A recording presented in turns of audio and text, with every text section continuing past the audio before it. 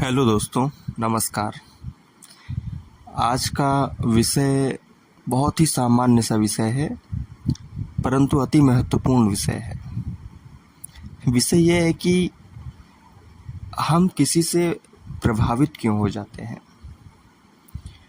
प्रभावित होना सकारात्मक व नकारात्मक दोनों है। अगर कोई इंसान 20-21 साल का है या 24-25 साल का है, उसने अपना ग्रेजुएशन पूरा कर रखा है, तो हम ये मान के चलते हैं कि वह एक समझदार व्यक्ति की कोटि में है। अब वह व्यक्ति किसी और व्यक्ति के संसर्ग में आकर के प्रभावित हो जाता है। अगर प्रभाव सकारात्मक है तो उसके उज्जवल भविष्य में सहायक होगा, परंतु यदि प्रभाव नकारात्मक है तो उसके जीवन को नरक बना देगा। थोड़ी भाषा आज कटु रहेगी, लेकिन सुनने के लिए तैयार रहिए। बहुत ज़रूरी है कि अगर इतने बड़े हो गए हैं, इतने समझदार हैं, हम इस स्थिति में हैं, तो कोई भी ऐरा गैरा आकर के आपको प्रभावित कर देगा। सबसे बड़ी बात यह है, अगर सामने वाला कुछ बोल रहा है, सकारात्मक या नकारात्मक, तो आप उसको अपने स्तर पे जज करो, उसके बाद ग्रहण करो। हर बात सुनना, स्वीकार करना नहीं होता है। सामने वाला अगर 100 बात बोल रहा है तो 100 बात स्वीकारी नहीं जाती है। यह आपका विवेक है जो आपको बताएगा कि 100 बात में से आपको 98 बात रिजेक्ट करनी है, 2 बात स्वीकार करनी है। अगर आप सामने वाले की 100 बात को 100% ग्रहण करना शुरू कर देते हो तो आप मानसिक गुलामी में जी रहे हो। और मानसिक गुलामी किसी व्यक्ति के व्यक्तित्व की अच्छी अवस्था नहीं होती है। और सबसे बड़ी बात कि हर व्यक्ति की अपनी आवश्यकता होती है। सामने वाले की बात को अपने हिसाब से संवर्धित करके अपने जीवन में उसका प्रयोग करना चाहिए।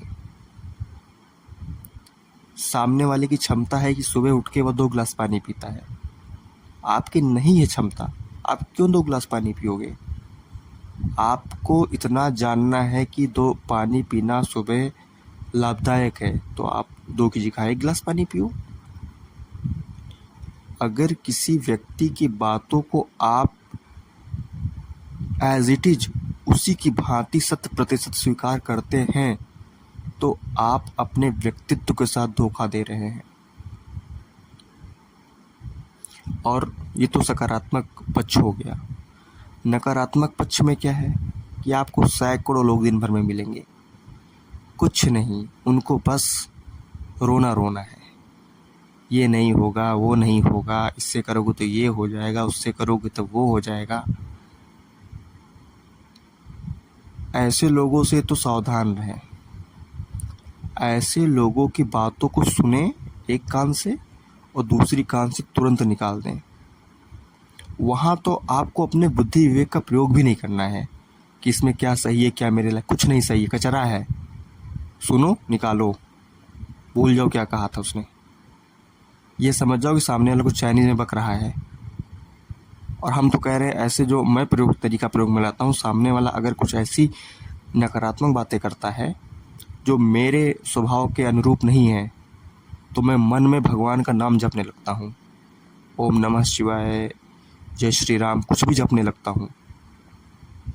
और सामने वाला अगर कुछ बोलता है तो हाँ, ऐसे सर हिला देता हूँ कि उसको लगे कि हाँ, ये बंदा सुन रहा है, लेकिन मैं वास्तव में नहीं सुन रहा होता हूँ, क्योंकि मुझे उस कचरे ज्ञान की रत्ती भर आवश्यकता नहीं है।